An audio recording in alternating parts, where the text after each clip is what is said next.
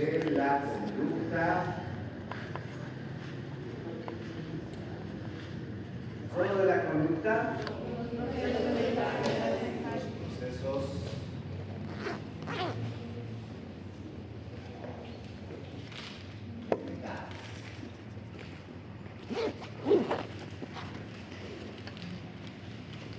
Entonces, decíamos, la psicología como ciencia es reciente. Desde 1879, la Cognitive un fisiólogo alemán crea un laboratorio para psicología, entonces empieza a considerársela como ciencia. ¿Por qué no se consideraba como ciencia la psicología? Porque lamentablemente, ahí, no podían hallar un objeto de estudio, porque la ciencia necesita algún objeto de estudio o algo objetivo, como los signos y los síntomas, por ejemplo, ¿no? Los signos son objetivos y los síntomas son subjetivos. Entonces decían que la psicología es eminentemente subjetiva, no había nada objetivo. Pero sin embargo, por eso dices algo, esto aquí, la conducta sí se puede, si es objetiva o no.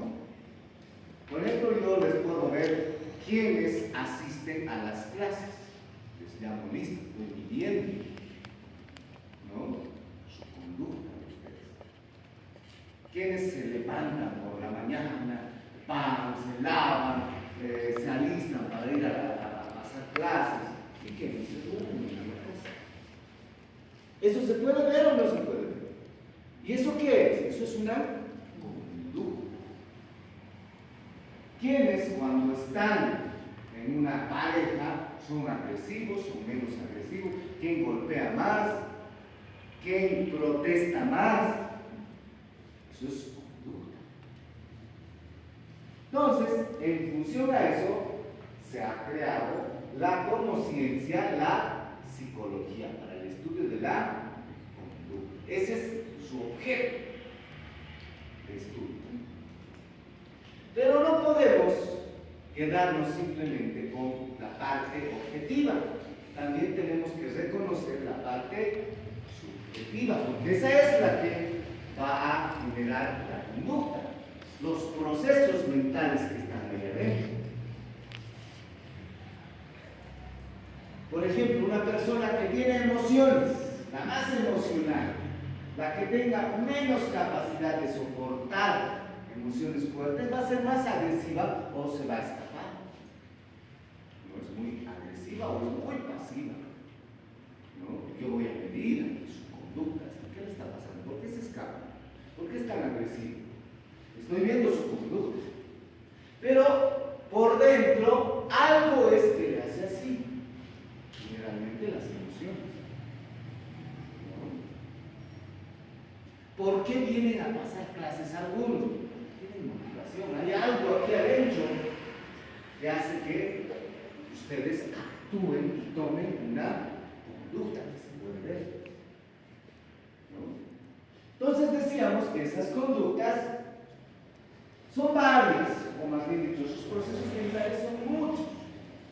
Están las emociones, yo creo que es una de las más importantes. También está el pensamiento, está la memoria y otras que van a generar que nosotros podamos tomar una conducta. La memoria, por ejemplo. Nosotros, porque tenemos una memoria de distintas características, les puedo decir, o sus papás les mandan al colegio o a la universidad, y ustedes solitos se vuelven, porque recuerdan el camino. Pero ¿qué pasa si esa persona tiene alteraciones en la memoria? Un viejito, ¿qué pasará? Se va a desorientar, se va a perder su conducta ahí. ¿Qué ha pasado con él? ¿No? Entonces vean, estos procesos mentales afectan en su conducta.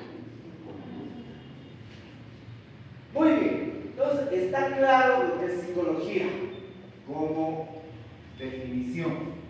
Ustedes van a encontrar tal vez algunas dificultades. ¿Por qué? Porque en muchas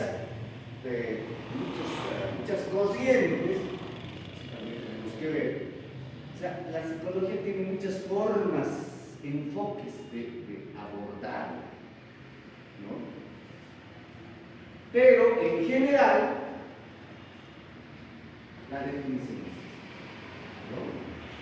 ¿no? Muy bien, ¿cuál es la historia?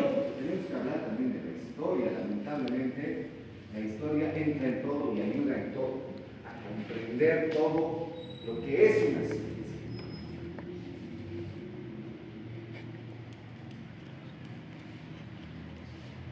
Bueno, en la historia hay épocas, ¿no? Y la edad, o más bien dicho, en la antigüedad, la época antigua, la psicología antes de 1972 o 79 correspondía a la filosofía.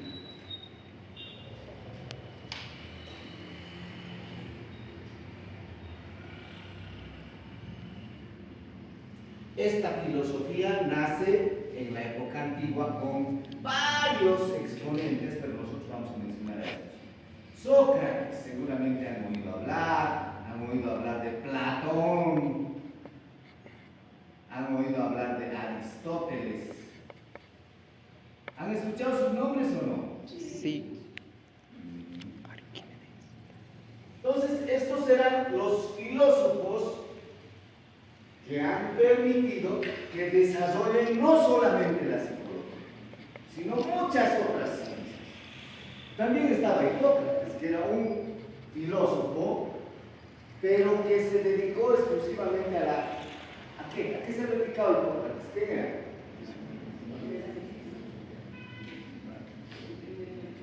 Ya, el padre de la medicina. Ya, la medicina se vuelve ciencia. ¿Por qué a partir de la filosofía? ¿Y por qué en la época antigua nosotros les mencionamos a estos griegos en todo, en la matemática? Si estudian ingeniería les van a mencionar en ingeniería. Si abordan otras ramas les van a enseñar con estos tipos. Porque la filosofía, perdón, voy a pegar el chiclecito, no se va a pegar, pero no sé.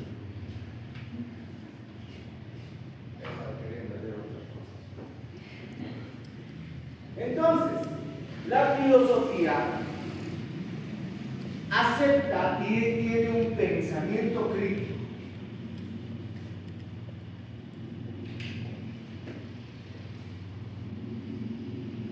O es decir, que nos ayuda a razonar de manera abstracta. Y no como en otras culturas, por ejemplo, más antigua que esta cultura es la cultura egipcia. ¿Por qué no los mencionamos a ellos como los que originan una ciencia? Porque ellos generalmente tienen un pensamiento mágico.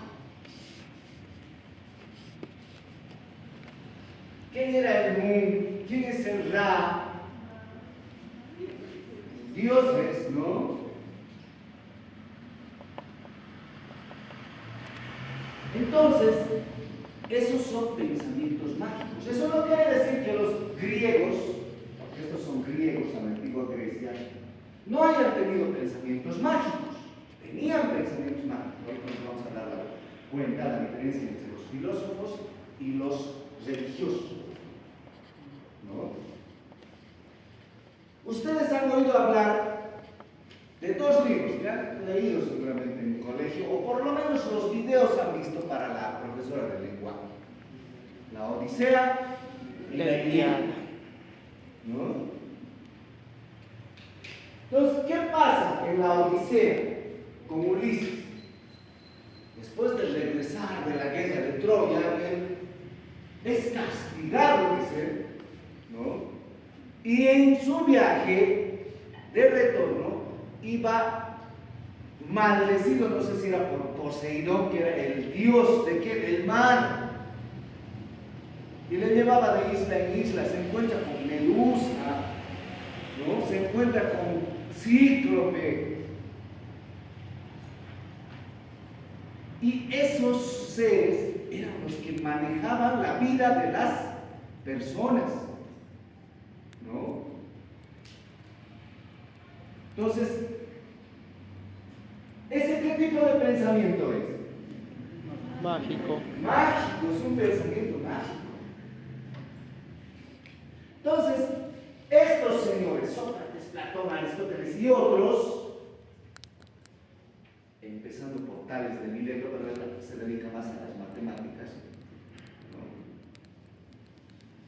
Pero estos señores, sobre todo Sócrates, dirigido a la psicología, empieza a pensar desde el punto de vista filosófico, hace su pensamiento crítico, razona, ya no un pensamiento mágico.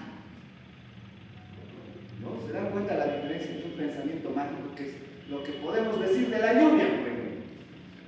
La lluvia, ay, está lloviendo, Dios nos está mandando agua. Ese es un pensamiento mágico. Pero realmente, ¿qué sucede? Si yo pienso filosóficamente, bueno, analizo con todas las pruebas necesarias o las pruebas que tengo a mano, digo, ajá, es que en el mar hay agua, eso se evapora con el sol, es traído por el viento, y esa agua llueve. ¿Cuál es más creíble, verdadero en este momento? ¿El primero que Dios ha hecho llover o el segundo? El segundo. El segundo, eso es filosofía. ¿Y por qué se llama pensamiento crítico? Porque este señor Sócrates reunía a las personas, o sea, como a ustedes, digamos, y les decía, ¿vos qué piensas de la lluvia? Unos les decían, ay, el Dios de la lluvia nos manda por esto, el otro, no, el sol, el Dios sol. Y había uno de ellos que dice, no, yo he visto que en el mar se evapora el agua. Y el otro, sí, y parece que lo traslada con el viento. Entonces, acepta criterios de muchas personas. Ese es un pensamiento crítico. En base a varios criterios que tenemos ahí adentro, conocimientos, armamos algo lo más objetivo posible y lo más verídico y probable. Y eso son las ciencias, ¿no? Las ciencias no son estáticas, son cambiantes. No es como la religión, que hemos adoptado a un Dios desde hace 2000 años que no ha cambiado. Las ciencias sí han ido cambiando, de acuerdo a algunos datos que nos han ido dando el mismo ambiente. Entonces, por eso es que en la antigua Grecia se considera el nacimiento de todas las ciencias a partir de la filosofía, a partir de este pensamiento crítico. ¿Se dan cuenta? Muy bien. Entonces Sócrates era uno de los principales, pero él no escribía. Lamentablemente era un tipo que le daba flojera escribir. Ha sido su discípulo Platón el que ha hablado de él, y era su seguidor además. Y él ya habla de Sócrates, que era el que ha generado el pensamiento crítico, sobre todo relacionado a algo bien importante que se llamaba la psicología en esos tiempos. Y viene de estos términos etimológicos, psique, logos. Ellos ponen este término de psicología. Claro que no era ciencia todavía, ¿ves? ¿Qué significa psicología? O psique por un lado y logos por el otro. ¿Logos qué significa? Estudio. Estudio, tratado, ¿no? ¿Y psique? Alma. Alma. Muy bien, vamos a poner aquí alma. Entonces es el estudio ¿de qué? Del alma. El alma. ¿Y qué será pues, el alma? En la Edad Media ha venido la religión cristiana para nosotros, ¿no? Y cuando ha venido la religión cristiana, se han adoptado ese término de alma como algo divino, como algo propio de Dios. Nuestra alma es de Dios. Y ahí nos hemos perdido un poco en el estudio de la psicología. ¿Qué es alma? Para Platón, el alma era un sinónimo de anime. Por eso también el ánimo, decían, ¿no? Los cristianos llaman eso ánimo. ¿Qué significa anime? Ustedes veían por su época los dibujos, ¿qué se llamaban? Los animes japoneses. ¿Qué son los animes japoneses? Historias ficticias, ya. Pero ¿cómo las representan los japoneses? Dibujos Animados. Dibujos animados, es decir, a dibujos les han dado movimiento, ¿no? Entonces el anime es movimiento. Eso es un anime.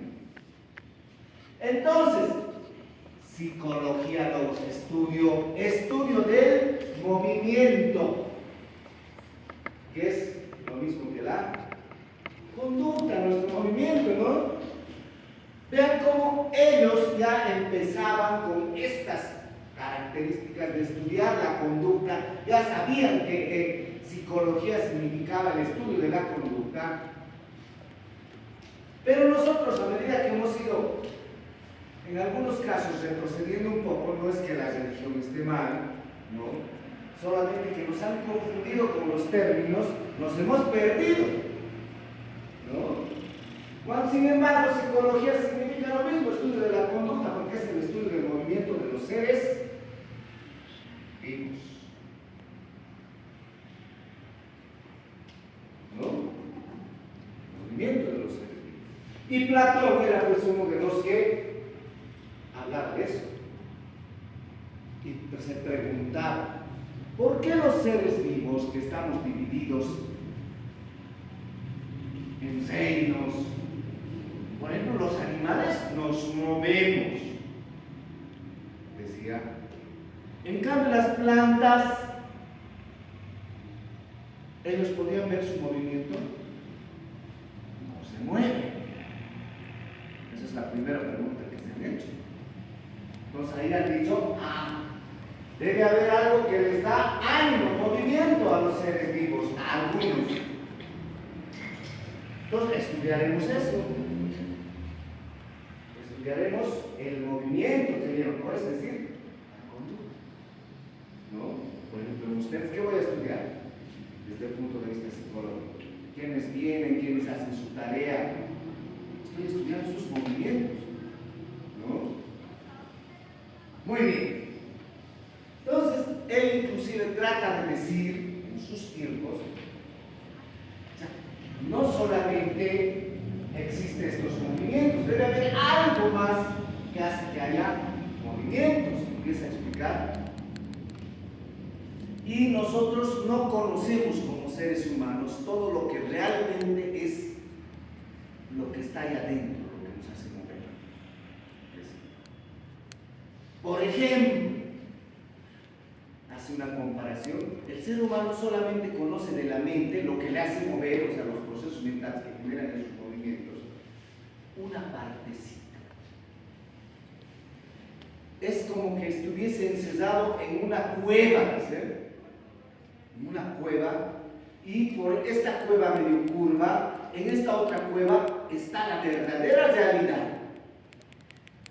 Y hay un juego, dice, que solamente que genera luz y proyecta las sombras, ¿no?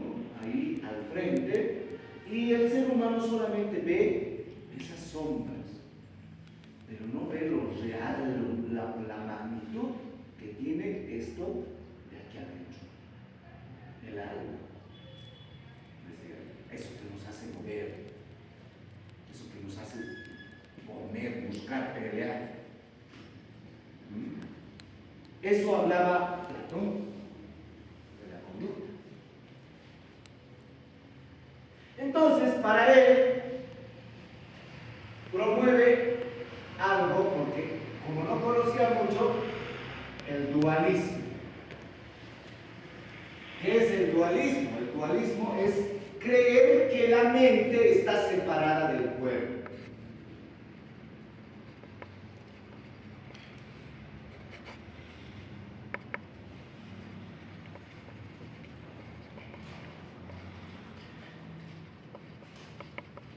Eso creía Platón.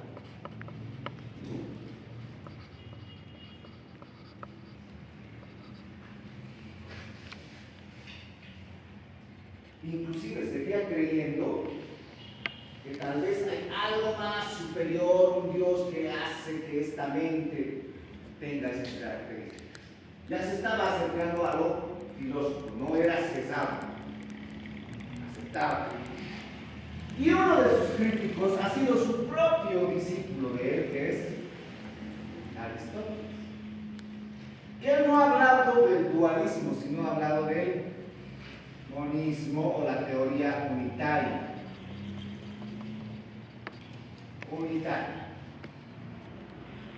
¿Qué dice? Que la mente y el cuerpo, habla de la mente y el cuerpo, vean que uno decía que eran separados, este otro dice que el cuerpo y la mente están unidos. De la unidad del cuerpo y la mente.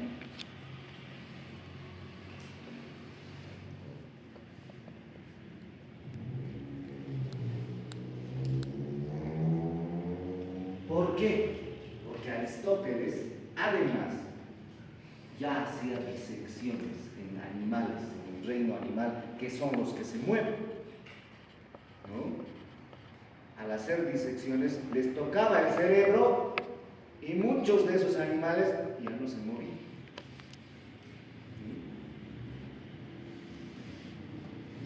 Muchos seres humanos que habían ido a las guerras y demás, cuando resultaban dañados en la parte cerebral, resulta que ya no podían recordar, ya no tenían emociones y estaban ahí como entes.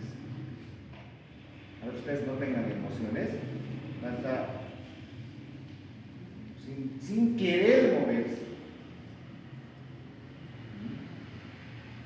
Entonces, eso veía él y era más objetivo, ¿no? Y dice, genera esta hipótesis. La mente está unida al cuerpo a través de algo que debe haber aquí arriba. El cerebro, seguramente. ¿No? Porque ¿dónde estarán las emociones? ¿Dónde estará la memoria? La memoria está en la cabeza. El pensamiento también. Las emociones en el corazón. Tendríamos que estar estudiando el corazón, ¿no? Entonces, ellos hablan de eso. La mente está en el cerebro. Por lo tanto, no puede haber cerebro sin mente y mente sin cerebro. Son uno nomás. Mente y cuerpo. Eso decía Aristóteles. A diferencia de Platón, que decía, no, mente y el cerebro son otra cosa, otra energía. Vean, entonces, ellos hacen un análisis filosófico, o sea, pensamiento crítico, ¿no? Pasamos a la Edad Media, la época del oscurantismo. Santo Tomás de Aquino y así otros santos. Lamentablemente, retrocedemos un poco, ¿no? Con la religión. Y se dice, generalmente se habla de esto, del dualismo. Esto era más importante para ellos, aunque algunos decían también que apoyaban la teoría unitaria o el monismo. Unitaria. Pero en menor medida. La mayoría decía que el alma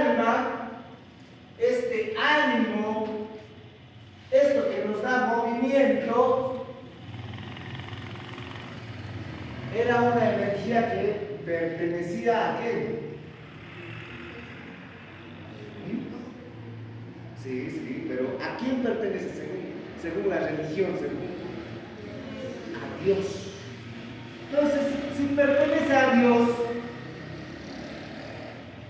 cuando muramos, en la religión católica seguimos hablando de eso, ¿no? Cuando muramos, ¿qué va a pasar? Su cuerpo se va a quedar aquí, ¿no? ¿Y qué va a pasar con su alma? Será juzgada. Se va a ir ante San Pedro, va a golpear ahí y todo eso, ¿no? Entonces, ¿eso corresponde al dualismo o al monismo? ¿O a la teoría vital? Dualismo. Dualismo, porque la está separando, ¿no? Aunque ha habido otros tipos de enfoques en la religión en esta Edad Media, un Martín Lutero, por ejemplo, que se ha revelado, sabían que se ha quedado gracias a él la iglesia protestante. Entonces, los protestantes han empezado a generar sus propias teorías en la Edad Media y una de ellas es, también consideran que no, el cuerpo no es separado del alma. Por eso dice, por ejemplo, los testigos de Jehová, todos vamos a morir, pero va a llegar un día en el que Jesús o alguien va a venir, alguien divino, y todos van a resucitar. ¿Qué quieren decir con eso? ¿Se ha separado la mente del cuerpo ahí? No. No, la mente y el cuerpo se han muerto. Otra cosa es que la divinidad les está haciendo resucitar a los dos, ¿no? Entonces, había también esa forma de enfocar esa diferencia entre la mente y el cuerpo.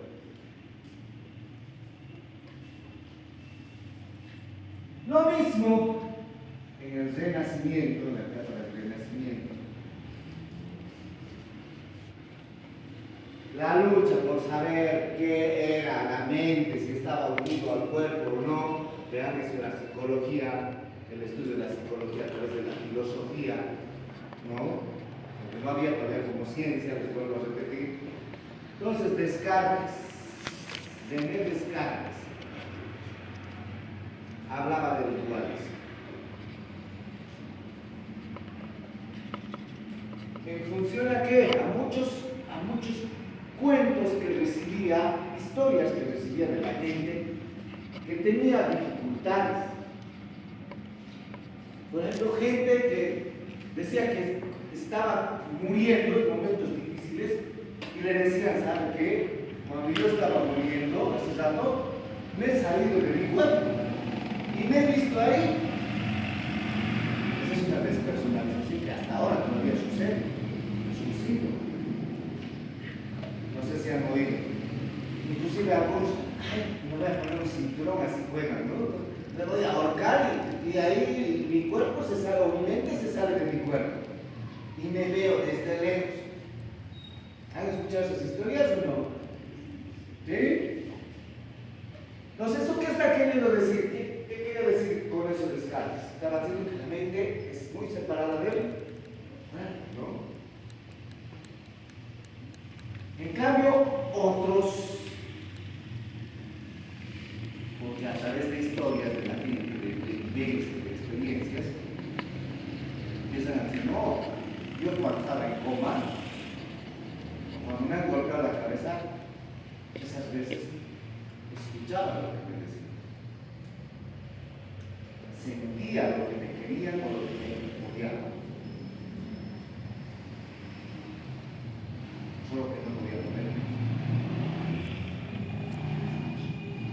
Entonces, ¿qué querían decir con eso? Que la mente y el cuerpo están unidos, ¿no? Entonces, siempre ha habido esa separación. En la actualidad, ¿qué creemos? Parece que todavía hay eso. Porque el pensamiento mágico a veces nos invade, pues, ¿no? No es malo tener pensamiento mágico, por si acaso es parte de los seres humanos. Si yo dejo de tener fe en la religión, cuando esté en momentos difíciles me voy a sentir desamparado. Es importante que una persona tenga fe en algo. La fe significa creer en algo divino, digamos, en nuestro caso, como podríamos tener la religión cristiana generalmente. Entonces, que nos va a proteger. Ustedes van a tener problemas, por ejemplo, por ahí laborales, por ahí de pareja, donde uno se siente destrozado. Cree que todo el mundo es malo, porque alguien la jugado mal, pues, ¿no? Nosotros tampoco no somos santos, porque igualito, sin querer vamos a hacer daño a alguien. Sin querer hacemos daño. Esa persona que está sufriendo, imagínense que no tenga fe, que no crea en algo divino. Esa persona se va a querer morir, se va a suicidar, porque ya no tiene esperanza. En cambio, el que tiene fe, el que tiene esperanza. Entonces, el pensamiento mágico no es malo. Hasta ahora seguimos con esa lucha en decir si el alma o los procesos mentales son parte o no son parte. Pero generalmente, ya en los últimos años, con las neurociencias, han debido escuchar ahora, ¿no? Las neurociencias, la neurolingüística, la neuropsicosis, les han debido de hablar muchas cosas de esos. Se está dirigiendo mucho más. Por mucho tiempo se dirigía al dualismo, igual que en la etapa del Renacimiento, pero en la actualidad, a que la mente y el cuerpo son a que los procesos mentales, incluyendo las emociones que antes decía que estaban en el corazón, están en el cerebro, ¿no? Muy bien. ¿Cómo hemos llegado a eso? Dentro de la historia también está cómo nace la psicología como ciencia.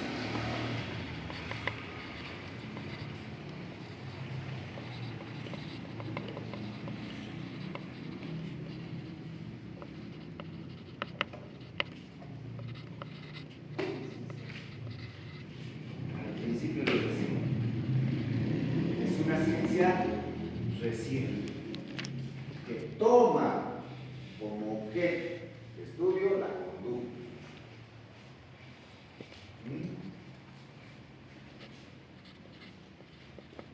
¿Quién ha sido el padre de la psicología? Un fisiólogo. Se llama Wilhelm. No sé escribir bien su nombre, pero su apellido sí. Wilhelm Wundt. ¿Qué año? 1879. ¿Por qué lo consideran el padre? Por crear un laboratorio, el primer laboratorio en la Universidad Alemana de Leipzig. Crea un laboratorio, ya sea para ratones que se estaban moviendo y empieza a condicionarlos, o también empieza a decir a la gente, vengan ustedes, van a hacer la introspección conmigo. Les reunía en un ambiente, ¿no? Van a ver que todos tenemos las mismas características en los procesos mentales. ¿Alguna vez hemos hecho eso? Les decía, pónganse ustedes en el lugar de un taxista, digamos que son taxistas. Eso es introspección. Se llama una forma de ser introspectivo. Analizar y experimentar mentalmente. Entonces, pónganse ustedes en el lugar de un taxista, les dice.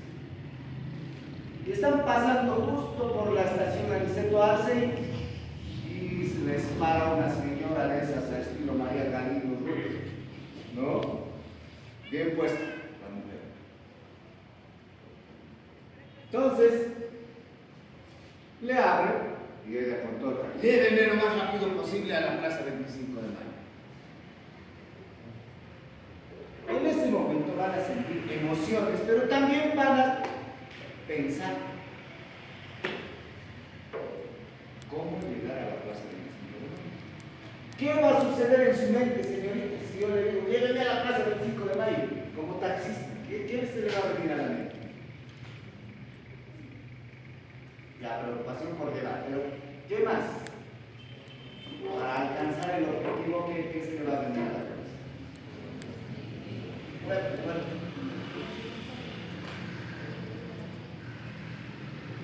Para el recorrido más corto, ¿qué se le va a venir a su cabeza?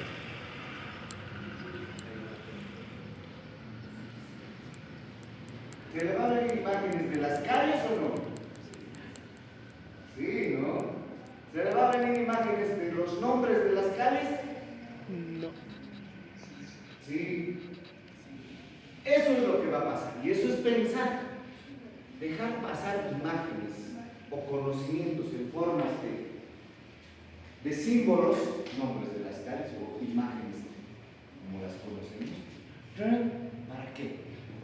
Para hacer un procesamiento y trazar una ruta. ¿No? Ese es un pensamiento, esa es una introspección que hemos hecho. Bueno, usted sabe, se les va a venir las imágenes inclusive. ¿Cómo ha muerto Michael Jackson? En su cabeza les ha puesto que ha aparecido hasta su cara. ¿Sí o no? Su bandera capaz, medicamentos, varias cosas que se nos vienen a mostrar. cabeza. ¿Para qué? Para sacar una conclusión. La muerte intoxicada por un medicamento. ¿No? ¿Qué han hecho? Han procesado esos pensamientos. Han dejado fluir sus conocimientos para alcanzar un objetivo. Más o menos esa es la introspección que utilizaba en su laboratorio Wilhelm, donde se hacía ver imágenes. Y decía, todos nosotros tenemos la misma característica al momento de pensar, como lo que ha pasado ahora. Tengan a Michael Jackson, a todos se les da la misma imagen. Entonces, de esa forma, él demuestra que la psicología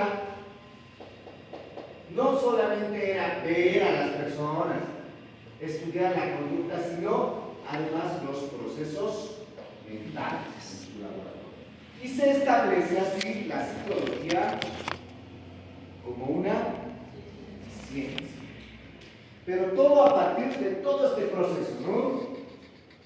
De la filosofía. Porque antes de 1972, o 79, perdón, era parte de la filosofía. Muy bien. Con eso hemos terminado. ¿Preguntas? La siguiente clase igual nos va a preguntar.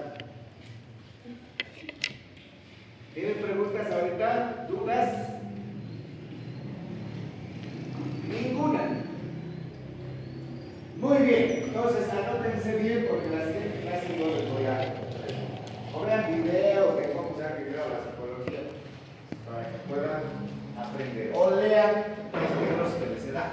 Hay uno de los libros, por ejemplo, que dice que la Wilhelm Wundt ha creado el laboratorio en 1872 y no así en 1879, en el que se ha declarado como ciencia a la psicología. Pero muchos, la mayoría, habla de que en 1879 se ha creado el laboratorio y por lo tanto se ha consolidado como ciencia la psicología. Obviamente yo voy a poner en el examen ¿cuándo ha sido considerada como ciencia la psicología? Opción A, 1872. Opción B, 1879. Opción C,